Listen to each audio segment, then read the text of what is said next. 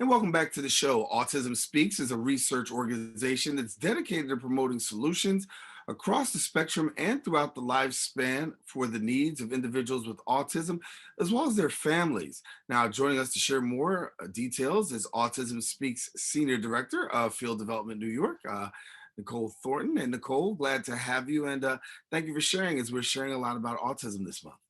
Of course, and thanks so much for having me on today and for your interest in learning a little bit more about autism and what we're doing at Autism Speaks to support our community.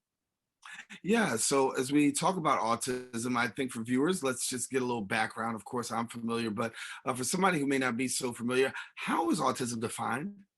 Sure. So at Autism Speaks, we just define autism or autism spectrum disorder as a broad range of conditions that are characterized by challenges with social skills, repetitive behavior, and speech and nonverbal communication. And we do know through our research at Autism Speaks that there's not one type of autism, but many subtypes.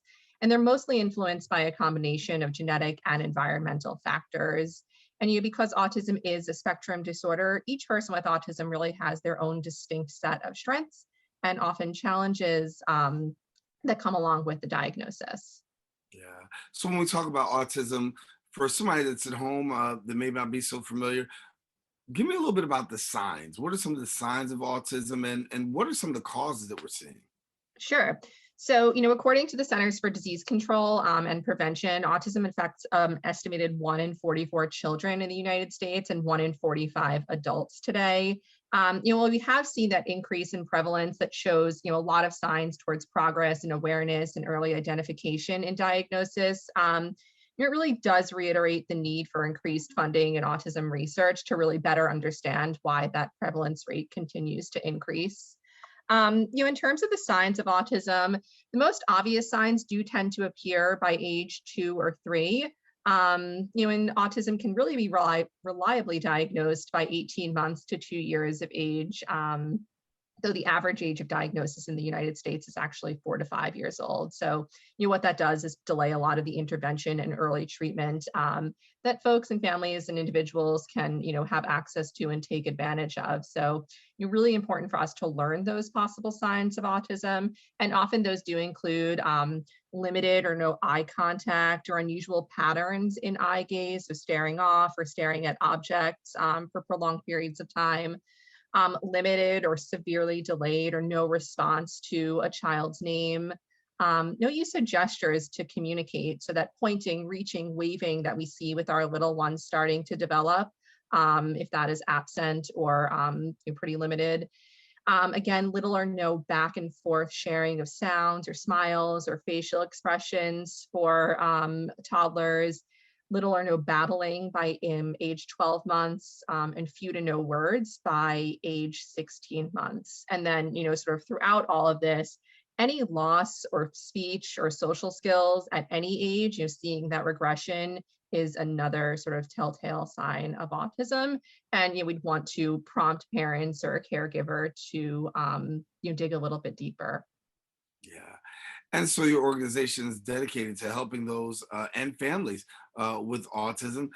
For somebody who doesn't know exactly about the organization and some of the services that you provide, please share. Sure. So, you hit the nail on the head at the top of the interview. With our mission, we really are dedicated to promoting solutions across that entire very broad spectrum of autism and throughout the lifespan. And we're doing this through advocacy and support, increasing understanding and acceptance of people with autism, working to advance the research into causes and better interventions for autism spectrum disorder. And a lot of that we're doing through increasing early childhood screening and timely interventions. Conversely, improving that transition to adulthood to offer services throughout the lifespan for folks and individualized, medical or behavioral interventions. And then ensuring access to reliable information and services throughout that lifespan. So some of the things that we offer at Autism Speaks are, no cost resources or tools across the spectrum, providing grants to local organizations to increase services for people with autism and their families. In addition, we have offer online free access to a nationwide database of service providers And we're doing a lot around workplace inclusion to support autistic job seekers and employers who want to hire them, and community leaders who want to support those opportunities. So a whole lot being done. I'd be happy to talk a little bit more specifically about any of those. Yeah, and I know you have an autism response team. I want you to share a little bit with Yes. our viewers about that because I think that's quite impactful. Of course, yes, and thank you for reminding me. For more than a decade, Autism Speaks has had our autism response team, and this is a helpline that's providing real-time, one-on-one support. You're really supporting thousands of individuals and families with autism from the community each year. They're available Monday through Friday, 9 a.m. to 5 p.m. in all time zones.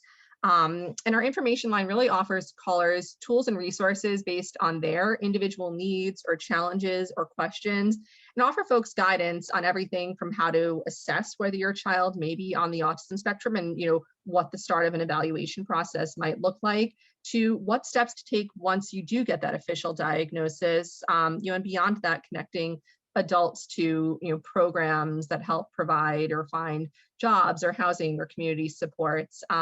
They're available via phone, email, and chat on our website. The phone number is really easy to remember. It's 888-AUTISM-2.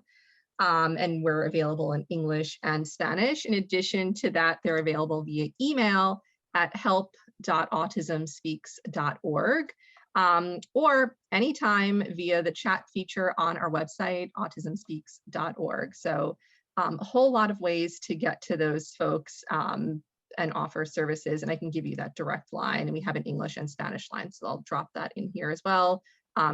So again, that main line is 888-288-4762 or Autism 2. And in Spanish, we have a number of dedicated Spanish language autism response team members. That is 888-772-9050. Yeah, I know we spent a lot of time this month really taking care of, well, not taking care of, but really trying to create an awareness of, really getting viewers and those in the public to become more aware of those who are dealing with autism, Mhm. families, signs, causes, the whole nine yards. But talk to me about the awareness perspective. Are we finding that more and more of the population is becoming more aware of the needs of those in the autistic community? Yeah, so it's definitely a conversation that more and more folks are having. And anecdotally, we hear from our families who feel that there's a better sense of understanding to their loved ones, differences or different abilities. But I think one of the most powerful ways for us to understand, foster understanding and acceptance, is to highlight the diversity of the experiences within the autism community. We do a lot of this at Autism Speaks through our social media platforms, through sharing different stories on our websites, and through email campaigns. So each year we're sharing thousands of stories to represent just how broad and diverse the spectrum is. You can find a lot of that on our website.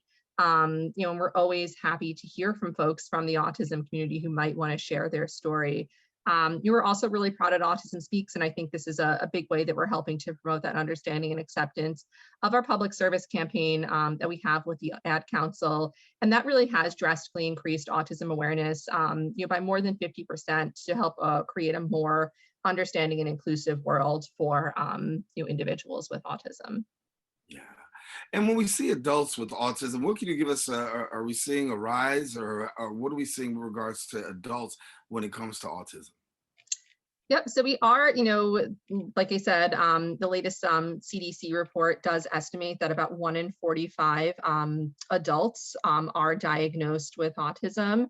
We do sometimes hear that parents are being diagnosed alongside their young children, realizing that some of these things ring true to them or to their experience as younger folks. And we've really focused in on improving that transition to adulthood for those who do have an established diagnosis or receiving one, to offer a lot of resources for transition from the school, from school services into community services, to support employment, and to really tap into diversity and inclusion to include the sort of autism and neurodiverse community.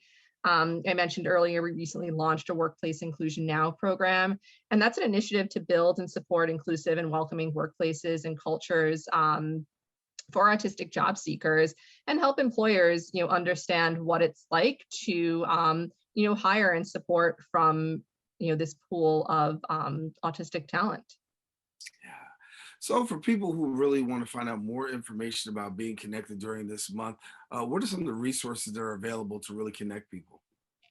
Sure. So there's always our autism response team, which is really our boots on the ground and the folks who can help provide those resources regularly. April, of course, is World Autism Month. We're just wrapping up right now. We're really encouraging everyone to kind of take a pledge on our website to, help create a world where people with autism can reach their full potential, and doing that through that increased understanding and acceptance that we've been talking so much about today.